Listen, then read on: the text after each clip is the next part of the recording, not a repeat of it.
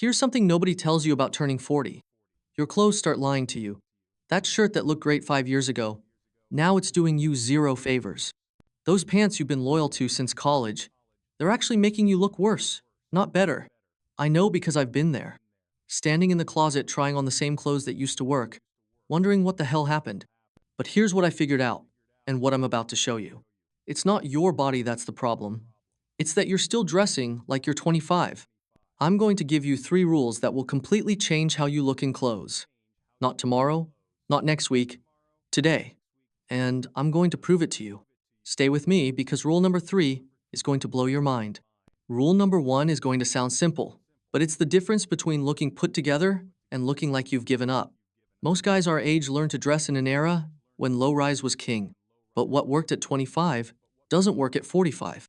When your pants sit below your natural waist, they're literally creating a shelf for your midsection to rest on. Instead, try this tomorrow morning. Pull your pants up so the waistband sits at your actual waist. That's roughly where your torso bends when you lean sideways. I know it feels weird at first. You might even think it looks datish, but trust the process because this one change does 3 things instantly. First, it holds everything in place instead of letting it hang out. Second, it creates a longer leg line, which makes you look taller. Third, it gives you a more masculine silhouette overall. For the fit, forget everything you think you know about relaxed and comfortable. You want slim, straight, or tapered. Fitted, but not tight. The pants should follow your leg without clinging or billowing. Here's a simple test. Can you pinch more than an inch of fabric on the side of your thigh? If yes, they're too loose. If the fabric is pulling tight when you sit down, too tight, you want that middle ground. And here's the color rule that changes everything. Darker is always better. Navy, charcoal, black. These colors recede visually, making you look leaner. Save the khakis for later. The transformation is immediate. When I first tried this, I couldn't believe the difference. Same body, same weight, completely different silhouette. Quick check. Look down at what you're wearing right now. Is your waistband sitting below your belly? If yes, you just found your first fix. We've built the foundation. Now, let's construct the frame. Rule 2 is where things get interesting. Now that we've got the bottom half sorted, let's talk about what's happening up top, because this is where most guys completely sabotage themselves. The biggest mistake I see, shirt length. Either it's too short and your belly peeks out when you move, or it's too long and you look like you're wearing a dress. Here's the sweet spot. Your shirt should hit right at your hip bone.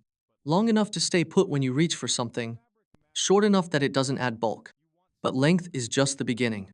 The fabric matters more than you think. You want something with structure, cotton blends, performance materials that holds its shape instead of clinging to every curve or hanging like a tent. And here's a detail that makes a huge difference. Go for shirts with collars, polos, button D-downs, Henleys. Anything with a collar creates structure around your face and draws attention upward away from your midsection. Color-wise, stick with the same principle as your pants. Darker, richer tones. Navy, forest green, burgundy, charcoal. These coordinate with your dark pants and create a cohesive look without harsh contrast lines.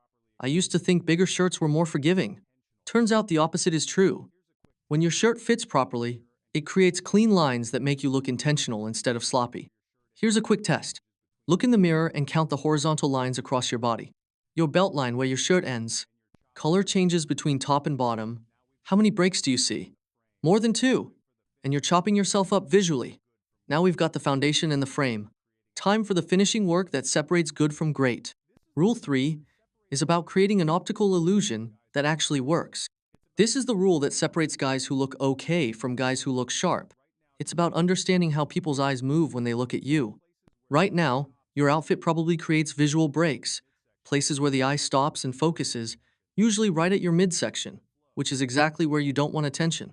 Instead, you want to create flow. One continuous line from your shoulders to your shoes. The easiest way to do this color coordination. Not matching exactly, but creating a natural progression. Navy shirt with charcoal pants, dark green with black jeans. The transition should feel seamless. But here's the secret weapon that most guys don't know about. Layering. And I'm not talking about hiding under a bunch of clothes. An unstructured blazer or cardigan worn open creates vertical lines that elongate your torso. The key is keeping it open. You're adding structure, not hiding. That blazer does something else crucial. It creates a strong shoulder line that balances out your midsection. Instead of just the round shape of your belly, you now have angular shoulders and lapels that create a more masculine, intentional silhouette. Keep accessories minimal but purposeful. A watch that fits properly. A belt that coordinates with your shoes. Sunglasses that actually suit your face. These aren't distractions. They're finishing touches that show you pay attention to details. The goal isn't to trick anyone or hide anything. It's to create proportions that look intentional and balanced. When you get this right, something interesting happens. People stop seeing guy with a belly and start seeing guy who knows how to dress. Before we wrap this up, do me a favor. Look at yourself right now and imagine applying all three rules. Pants sitting higher, shirt with proper length and structure, colors that flow together. Can you picture the difference? That's your roadmap right there. Here's what this really comes down to. You've earned the right to look good. Not good for your age. Not good considering your body type. Just good. Period. These three rules work because they're based on how clothes actually fit and how the human eye actually works. Foundation. Pants that sit at your waist in dark colors. Frame. Shirts with proper length and structure. Flow. Coordinated colors and strategic layering. Your confidence shouldn't be held hostage by your waistline. You have so much incredible potential within you, a unique combination of talents, ideas, and energy that the world needs to see. It's a shame, then, that something as seemingly simple as what you wear each morning can act as a silent anchor, holding you back from fully stepping into that power. We often dismiss clothing as just fabric, but it's so much more than that. It's the first message you send before you even say a word, and it's the feeling you carry with you all day long. I want you to truly internalize this. You deserve to feel confident and capable from the moment you get dressed. So, here's my ask. Don't just file this video away as interesting information. Make it active. Tomorrow morning, when you're standing in front of your closet, I want you to consciously try one of these principles. Don't overcomplicate it. Just pick one. Then, I want you to do something crucial. Pause and actually look in the mirror. Not a fleeting glance to check for stains, but a real, intentional look. See the person staring back at you. I want you to notice the difference in your posture, the subtle shift in your expression, the quiet assurance that comes from knowing your exterior finally matches the strength of your interior. It's a small moment, but it sets the tone for everything that follows. Because here's the fundamental truth. When you feel genuinely good about how you present yourself to the world, it doesn't just change how you look, it changes how you operate. That confidence becomes the lens through which you see your entire day. That difficult conversation at work feels a little more manageable. That coffee date feels a little more engaging. That walk down a busy street feels a little more assured.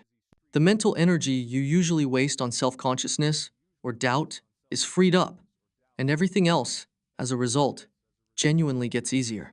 This is where the challenge begins. I'm not asking for a complete wardrobe overhaul.